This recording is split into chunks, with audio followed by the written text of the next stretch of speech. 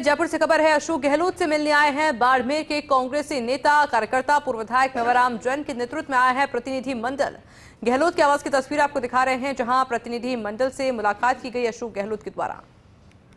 ये तस्वीर आप देख रहे हैं जयपुर से। अशोक गहलोत से मिलने आए हैं बाड़मेर के कांग्रेसी नेता और कार्यकर्ता पूर्व विधायक मेवाराम जैन के नेतृत्व में ये प्रतिनिधि मंडल पहुंचा है गहलोत के आवास पर, जहां सभी ने मुलाकात की अशोक गहलोत से।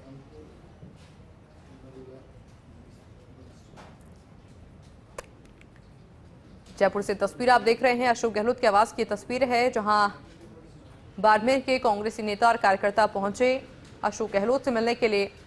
पूर्व विधायक मेवाराम जैन के नेतृत्व में ये प्रतिनिधि मंडल पहुंचा, जहां एक एक करके सभी ने मुलाकात की अशोक गहलोत के साथ में। तमाम महिला कार्यकर्ताओं की मौजूदगी भी इस दौरान देखने को मिली और सभी ने उनका फूलों का गुलदस्ता भेंट कर, तो किसी ने शॉल ओढ़ाकर, किसी ने फूल देकर उनका आभार भी व्यक्त किया। ये अलग अलग तस्वीरें देखिए, आप देख रहे हैं, दो तस्वीर आपको दिखा रहे हैं। गहलोत के आवास की तस्वीर, जहां सभी मुलाकात करने पहुंचे अशोक गहलोत से।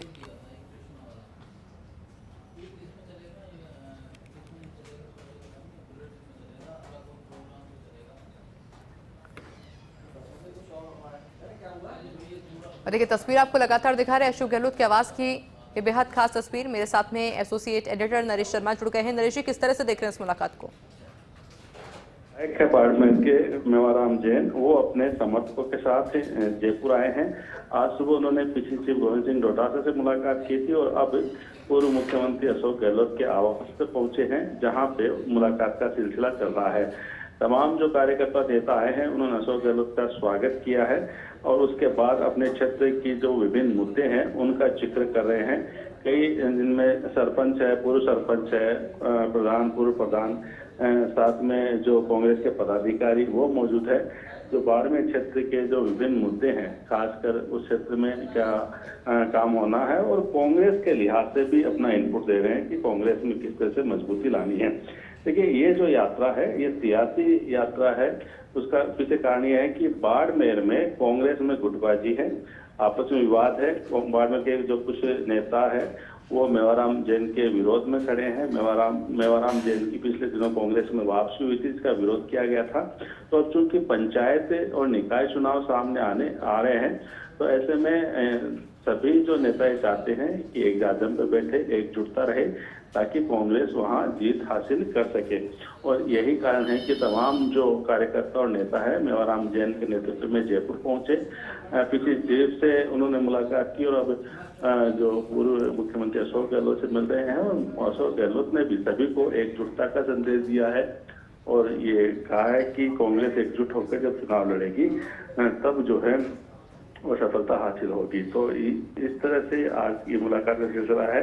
अभी अशोक गहलोत है वो इन कार्यकर्ताओं को संबोधित कर रहे हैं, जिनमें जो है उनको एक ही मंत्र दिया जा रहा है कि कांग्रेस में किस तरह से सब एक साथ मिलकर सभी जो वर्गों को साथ लेकर, छत्तीस कौम को साथ लेकर आगे बढ़ना है, और जिसके कारण से ही जो है वो निकाय और पंचायत चुनाव में जीत हासिल हो सकती है। अभी करीब अशोक गहलोत का जो भाषण होगा उसके बाद संभवतः मीडिया से बात करेंगे और बताएंगे कि किस तरह से जो है इनसे आगे के जो कार्यक्रम, कहीं कहीं बाड़मेर का कोई दौरा बनता है या आगे किस तरह कार्यक्रम बनता है, इसके बारे में बताया जाएगा। बिल्कुल नरेश जी, आपसे आगे भी जानकारी लेंगे। फिलहाल के लिए बहुत शुक्रिया आपका साथ जुड़ने के लिए। चलती है तो 1.5-2 साल लगते हैं, तब माहौल बनता है। इस बार तो सरकार बनते ही नई सरकार बनी, 3-4 महीने में ऐसी स्थिति बन गई कि ये सरकार तो बिल्कुल नाकारा है, निकम्मी है, कोई काम कर नहीं रही है। करप्शन बहुत भयंकर हो रहा है, बिना पैसे दिए काम होते नहीं, गाँव में भी और जिलों में भी। लोग बहुत दुखी हैं क्योंकि सब विकास रुके हैं। व्यक्तिगत काम होते हैं जेन्युइन, वो भी नहीं हो रहे लोगों के, तो लोग बहुत दुखी है। तो लोगों की जबान से निकलने लग गया, हलक की आवाज़ जो कहते हैं ना, वो होने लग गया भाई कि ये सरकार तो कोई काम की नहीं है और कांग्रेस सरकार निश्चिंत है। ये माहौल बन चुका है राजस्थान के अंदर। सर, एक डांगाबाज प्रकरण में 6 लोगों को सर की मौत के बाद में क्लीन चिट दे दी गई, 40 लोगों को।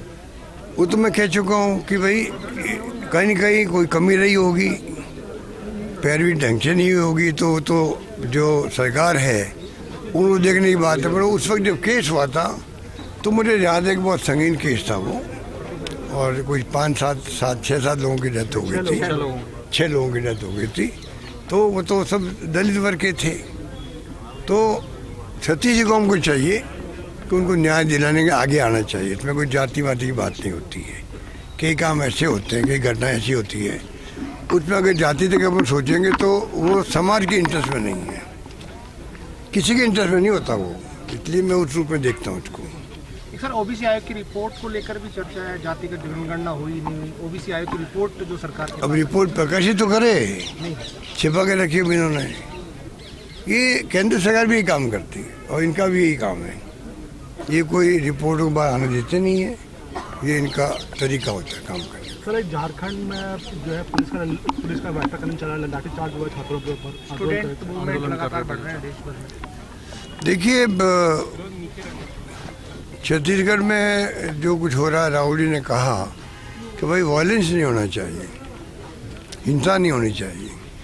ये तो कांग्रेस का स्पष्ट मत है पहले से ही कि नॉन वायलेंस हो कहीं पे भी, उस ढंग से हम लोग सोचते हैं कि वही होना चाहिए। सरकार हमारी है वहाँ पर, तब भी हमारा कहना है कि भाई सरकार को चाहिए वो समझ करे, बातचीत करे और मुद्दा हल करे बैठ करके। ये बात मेरा मानना है। और राहुल जी लगातार शिक्षा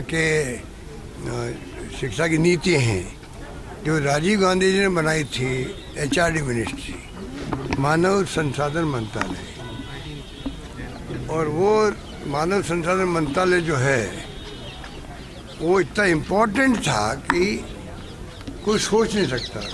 PV नरसिम्हा